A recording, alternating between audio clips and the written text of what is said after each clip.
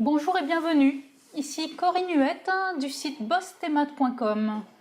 Alors dans cette vidéo, je vais te détailler les différents ensembles de nombres que tu rencontreras au lycée. Alors en général, ces ensembles de nombres sont introduits en début de seconde pour que les élèves puissent les comprendre et surtout les utiliser sans problème tout au long de leur scolarité au lycée. Alors on y va, c'est parti. Alors pour commencer, est-ce que tu peux me dire ce qu'ont les nombres suivants en commun? 0, 4, 12 divisé par 4 est égal à 3. Racine carrée de 25 qui est égal à 5. 11, 1, etc. Alors quel est leur point commun? Eh bien ces nombres, comme tu peux le constater, sont des nombres entiers. On dira que ce sont des nombres entiers naturels et on entrera leur ensemble un grand N comme ceci avec une double barre.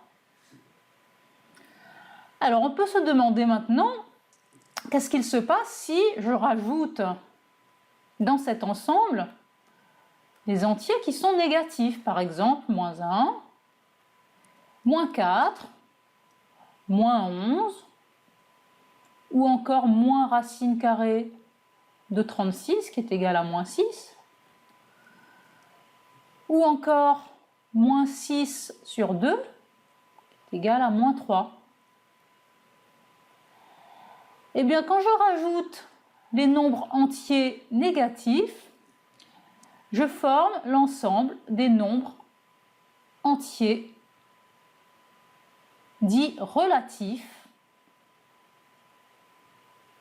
Et cet ensemble sera noté avec un grand Z, avec une double barre comme ceci. Alors, demandons-nous encore ce qu'il se passe si, par exemple, je rajoute des fractions de deux nombres entiers. Par exemple, la fraction 1 sur 3, qui vaut environ 0,33, ou bien la fraction moins 3 sur 2, qui est égale à moins 1,5, ou encore la fraction 5 sur 4, qui est égale à 1,25, ou encore la fraction 6 sur 11, qui vaut environ 0,545.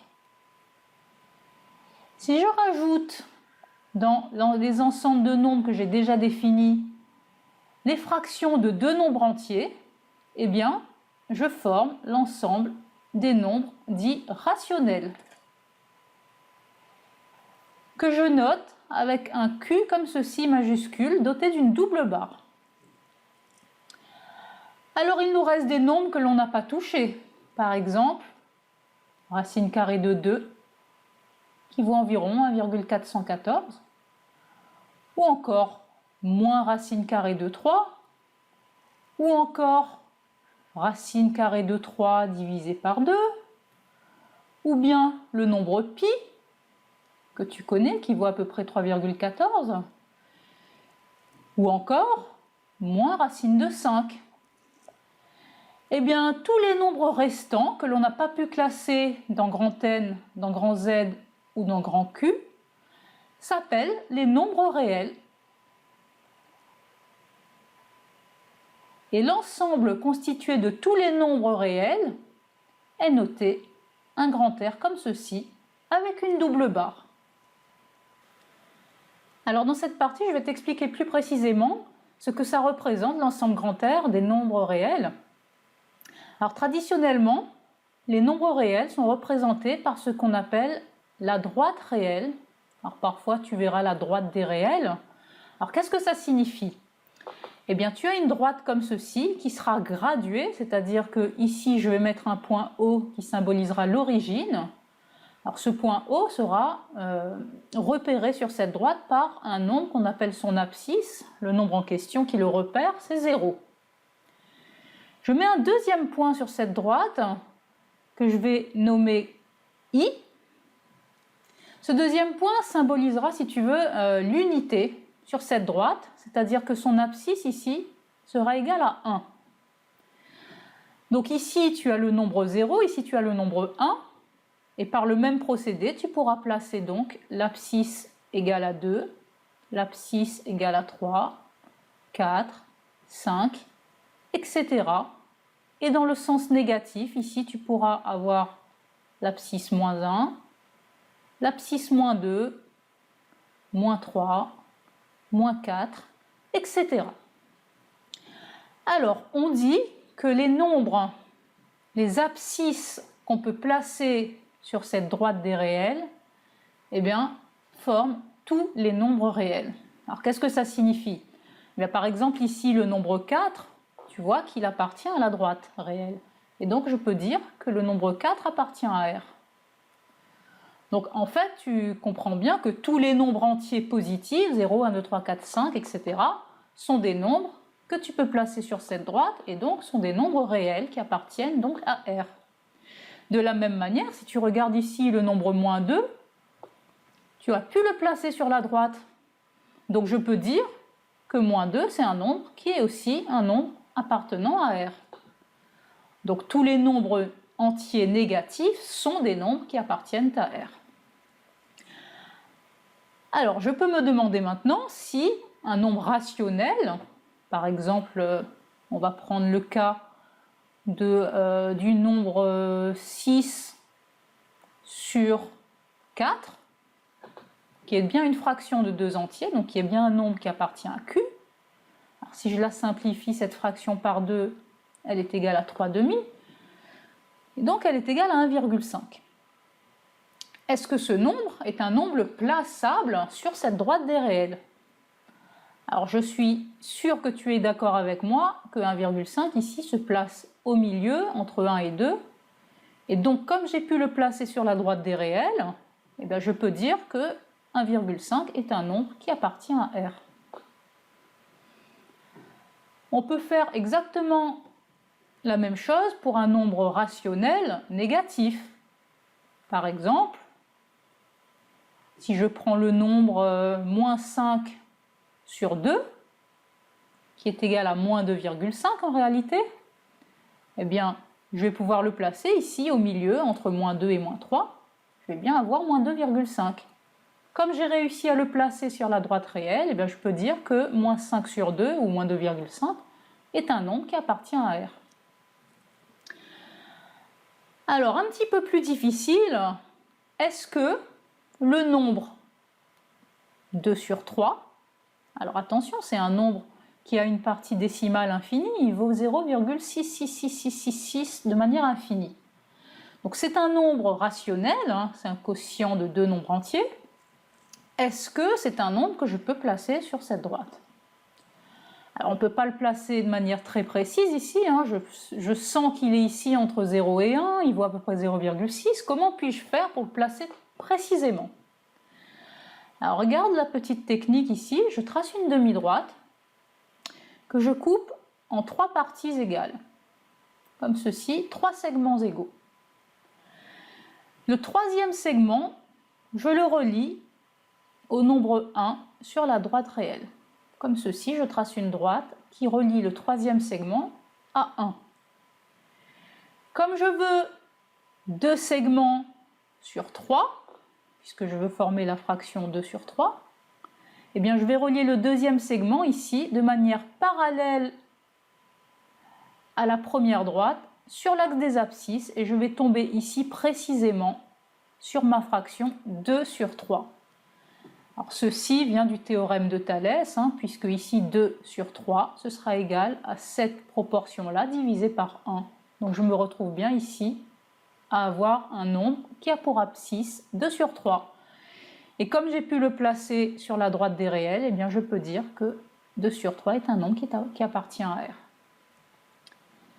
Alors qu'en est-il du nombre racine carrée de 2? Est-ce que je peux placer racine carrée de 2 sur la droite des réels? Alors je sais que ça vaut environ 1,414, mais comment puis-je le placer de manière précise? Alors, est-ce que tu es d'accord que si je dessine un carré qui a pour côté 1 sur 1, Eh bien, si j'applique le théorème de Pythagore dans ce triangle rectangle ici, est-ce que tu es d'accord que la longueur de ma diagonale ici, que je vais noter D, au carré, elle est égale à 1 au carré plus 1 au carré. Donc cette longueur-là au carré, l'hypoténuse au carré, est égale à 1 au carré plus 1 au carré d'après le théorème de Pythagore. Alors cela nous donne donc 1 plus 1, c'est-à-dire 2. Donc finalement, la longueur de ma diagonale, D, sera égale à racine carrée de 2. Ah, donc c'est facile de placer racine carrée de 2 sur cette droite réelle. Il suffit que ici, je trace mon carré de longueur 1 sur 1. J'ai la diagonale ici dont je suis sûre qu'elle mesure racine carrée de 2. Et il suffit donc que je place la pointe de mon compas ici, avec un écart égal à la diagonale. Et hop, j'y vais, je trace mon arc de cercle ici avec mon compas. Je suis sûre que je vais tomber ici sur la droite réelle, sur le nombre racine carrée de 2, que j'ai donc ainsi pu placer de manière précise sur cette droite réelle, et donc racine carrée de 2 appartient à R. Alors j'espère que grâce à ces petites démonstrations, tu commences à comprendre que en fait, tous les nombres que l'on a vus dans le diagramme précédent, ici, que ce soit les nombres entiers naturels, les nombres entiers relatifs, les nombres rationnels et tous les autres nombres, j'espère que tu comprends que tous ces nombres, en fait, sont des nombres que je peux placer sur la droite réelle et donc sont des nombres réels. Donc pour toi, c'est facile. Tous les nombres que tu connais appartiennent à R. Tous les nombres que tu connais sont des nombres réels. Rien de plus facile. Ok, t'as compris? Alors poursuivons. Alors maintenant, je vais t'expliquer la relation qu'on peut apercevoir, si tu veux, entre tous les ensembles de nombres qu'on a étudiés précédemment, c'est-à-dire entre l'ensemble n des entiers naturels, l'ensemble z des entiers relatifs, l'ensemble q des nombres rationnels et l'ensemble r des nombres réels. Alors pour t'expliquer la relation qu'on a entre ces différents ensembles, je vais t'introduire ce qu'on appelle le symbole d'inclusion. Il va se noter comme ceci, un espèce de C un peu allongé, et il va se lire « est inclus dans ». Donc ce symbole d'inclusion va servir à relier nos différents ensembles de nombres. Alors par exemple, si je reviens au diagramme que l'on a dessiné précédemment, tu vois ici apparaître l'ensemble grand N des nombres entiers naturels. Est-ce que tu es d'accord que cet ensemble-là, il est inclus dans l'ensemble des nombres entiers relatifs, c'est-à-dire de tous les nombres entiers, qu'ils soient positifs ou négatifs? Ensuite, est-ce que tu es d'accord que cet ensemble Z, il est inclus dans l'ensemble des nombres rationnels grand Q? Et enfin, est-ce que tu es d'accord que cet ensemble Q est inclus dans tous les nombres réels? Alors voyons ça plus en détail. Si je prends par exemple un nombre dans grand N, par exemple le nombre 4, c'est bien un entier naturel, en fait c'est un entier qui est positif. Donc il appartient aussi à Z qui est l'ensemble de tous les nombres entiers, qu'ils soient positifs ou négatifs. Donc je peux dire que tous les nombres de grand N sont dans grand Z et donc que l'ensemble grand N est inclus dans l'ensemble grand Z. Maintenant, je vais prendre un nombre de grand Z et je voudrais savoir si il fait partie de Q. Par exemple, je vais continuer, je vais prendre le nombre 4. C'est bien un entier relatif, il est positif. Est-ce qu'il peut s'écrire comme une fraction de 2 entiers? Eh bien oui, 4, si tu veux, il est égal à 4 sur 1. C'est bien une fraction, un quotient de 2 entiers. Donc, il appartient à Q. Maintenant, si je prends un entier négatif dans Z, par exemple moins 6, est-ce que tu es d'accord qu'il va s'écrire moins 6 sur 1? Donc, comme quotient de 2 nombres entiers, moins 6 et 1. Donc, c'est un nombre qui est dans Q. Donc, tous les nombres que je peux prendre dans grand Z, tous les nombres entiers, positifs ou négatifs, Eh bien en fait, si je les écris sur 1, je vais voir qu'ils s'écrivent comme quotient de deux nombres entiers. Je vais donc dire que l'ensemble grand Z est inclus dans l'ensemble grand Q. Enfin, tous les nombres qui sont dans Q, c'est-à-dire tous les nombres rationnels, toutes les fractions de deux entiers, sont des nombres réels. Tu te rappelles précédemment, je t'ai dit que tous les nombres que tu connaissais sont réels. Et donc, je vais pouvoir écrire que l'ensemble Q est inclus dans l'ensemble R. Voici la relation que l'on a entre tous nos ensembles de nombres. N est inclus dans Z, est inclus dans Q, est inclus dans R. Alors, avant de faire quelques exercices, je vais t'indiquer des notations qui vont être très utiles pour la suite de ta scolarité au lycée. Alors, si tu considères l'ensemble des nombres réels et que tu regardes tout d'abord tous les nombres réels qui sont non nuls. Alors, non nuls, je ne sais pas si tu sais ce que ça veut dire, mais en fait, ça veut dire les nombres réels qui ne sont pas égaux à 0, c'est-à-dire différents de 0. Et bien, cet ensemble de nombres va se noter grand R avec une petite étoile ici en exposant R étoile. Et donc, en fait, ça va être grand R privé du nombre 0. Voilà, on va avoir une notation comme ceci. Grand R. La barre ici, un peu en anti-slash, ça se lira privé 2. Et les accolades ici, ça symbolise l'ensemble contenant le nombre 0. Donc grand R, sauf 0, se notera R étoile. Ensuite, si j'ai envie de regarder l'ensemble des nombres réels qui sont positifs ou nuls, eh bien c'est très simple, je vais le noter R avec un plus en exposant R+. L'ensemble de tous les nombres réels qui sont positifs ou nuls. En revanche, si je veux tous les nombres réels positifs, mais strictement positifs, c'est-à-dire que je ne veux pas 0, eh ben, je vais prendre R+, mais je vais enlever 0, donc je vais mettre mon étoile habituelle qui dit que je ne veux pas le nombre 0 dans mon ensemble. Donc ça va se noter R plus étoile. Alors de la même manière, si je veux l'ensemble des nombres réels négatifs ou nuls, eh bien je vais le noter R-. Et l'ensemble des nombres réels strictement négatifs se notera donc R- étoile, ce qui signifie que je veux tous les nombres négatifs sauf 0. Alors bien entendu, ces notations s'adaptent à tous les autres ensembles de nombres. Par exemple, si je veux l'ensemble des nombres entiers naturels non nuls, eh bien, je vais le noter tout simplement n étoile. Tu as compris ça? Allez, on continue. Alors, c'est le moment de voir si tu as tout compris à travers cet exercice que je te propose. Donc, tu as des petits pointillés ici pour chacune des affirmations et je te demande de compléter les pointillés avec les symboles suivants. Donc, soit le symbole appartient à, n'appartient pas à, est inclus dans ou n'est pas inclus dans. Alors, ce que tu peux faire, c'est mettre ta vidéo sur pause pour essayer de compléter ça tout seul chez toi. Et ensuite, tu remets en lecture pour voir les solutions avec moi. Alors, petite précision, on utilisera le symbole d'appartenance, appartient ou n'appartient pas, quand un élément sera ou pas dans un ensemble de nombres.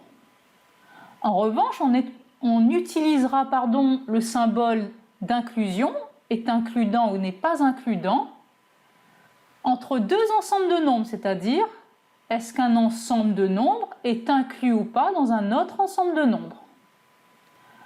On y va. Alors tout d'abord, est-ce que 1 est un nombre qui appartient à R étoile? Est-ce que c'est un nombre réel, non nul? Alors oui, c'est un nombre réel, tu te rappelles, on peut le placer sur la droite des réels. Et en plus, il est non nul, c'est-à-dire qu'il est bien différent de 0. Donc je peux dire que 1 appartient à R étoile. Ensuite, 4, comme c'est un entier, eh bien, il appartient à Z. 6,1 est un nombre réel, puisque tu te rappelles, tous les nombres que tu connais sont des nombres réels. Donc 6,1, je peux dire qu'il appartient à R. Quant à la fraction 13 sur 2, comme c'est une fraction, un quotient de deux nombres entiers, eh bien je peux dire que ce quotient appartient à Q. Qu'en est-il du quotient moins 10 sur 2? Alors à première vue, on n'a pas vraiment l'impression que c'est un nombre dans Z, c'est-à-dire un nombre entier. Mais si tu le calcules, tu peux voir que moins 10 divisé par 2, c'est égal à moins 5. C'est donc un entier, et donc il appartient à Z. Alors est-ce que le nombre moins 13,6 est un entier naturel, est un élément de grand N? Eh bien je dirais que pour deux raisons, non. Tout d'abord, tu vois bien que ce n'est pas un entier, et en plus il est négatif, donc il n'est certainement pas naturel. Donc ce nombre-là, on va dire qu'il n'appartient pas à N. En revanche, ce nombre moins 13,6, tu es d'accord que c'est un nombre réel négatif. Donc on va dire qu'il appartient à R-. Alors dans les deux affirmations suivantes, on nous demande une relation entre des ensembles de nombres. Tout d'abord entre Z et Q. Ensuite entre Z et N. Alors est-ce qu'un nombre entier, dans Z, est un élément de Q, c'est-à-dire peut s'écrire comme quotient de deux nombres entiers? Alors je ne sais pas si tu te rappelles, mais si on avait pris par exemple le nombre 4 qui est dans Z, on peut toujours l'écrire sous la forme 4 sur 1, donc comme quotient de deux nombres entiers. Et c'est pareil, si c'était un nombre entier négatif, par exemple moins 4, on pourrait toujours l'écrire sous la forme moins 4 sur 1, donc sous la forme d'un élément de Q. Donc je peux dire que tous les éléments qui sont dans grand Z sont dans grand Q, et donc que l'ensemble Z est inclus dans l'ensemble Q. En revanche, est-ce que tous les éléments de grand Z sont dans grand N? Eh bien, on reprend toujours le nombre moins 4. Tu es d'accord que c'est un entier qui est dans Z. Mais par contre, ce n'est pas un entier naturel, il n'est pas dans N puisqu'il est négatif. Donc, je vais dire que l'ensemble Z n'est pas inclus dans l'ensemble N.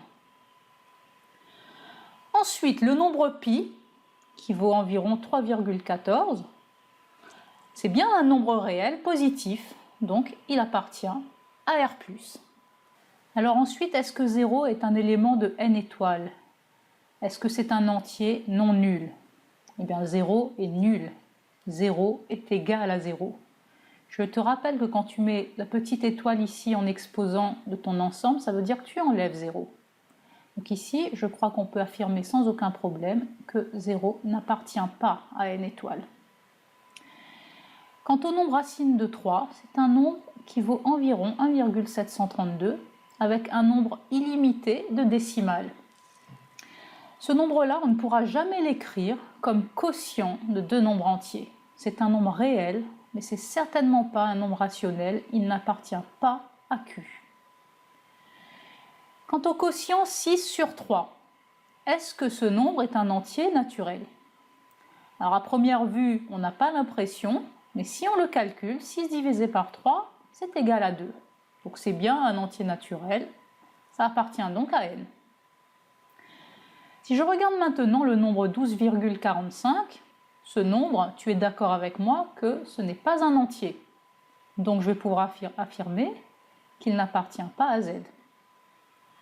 Mais appartient-il à Q? Est-ce que le nombre 12,45, je vais pouvoir l'écrire comme quotient de deux nombres entiers? Alors d'habitude, on dit que c'est 12,45 sur 1. Mais là, tu as bien un quotient, mais le problème, c'est que 12,45 n'est pas un entier. Si je poursuis un tout petit peu plus loin, dans cette fraction, je vais pouvoir multiplier en haut et en bas le numérateur et le dénominateur par 100. Cela va me donner 1245 sur 100. Et là, magie, j'ai bien un quotient avec deux nombres entiers, 1245 et 100. Donc le nombre 12,45, j'ai réussi à l'écrire comme quotient de deux nombres entiers et donc je peux affirmer qu'il appartient à Q. Et bien voilà, nous arrivons au terme de cette vidéo sur les ensembles de nombres. J'espère que tu es arrivé jusqu'au bout, je t'en félicite si c'est le cas, et j'espère que cette vidéo t'aura aidé à comprendre cette notion d'ensemble de nombres. Alors ce que je te propose, c'est de faire les exercices que tu peux télécharger juste en dessous de la vidéo, histoire de t'entraîner et de vérifier si tu as tout compris.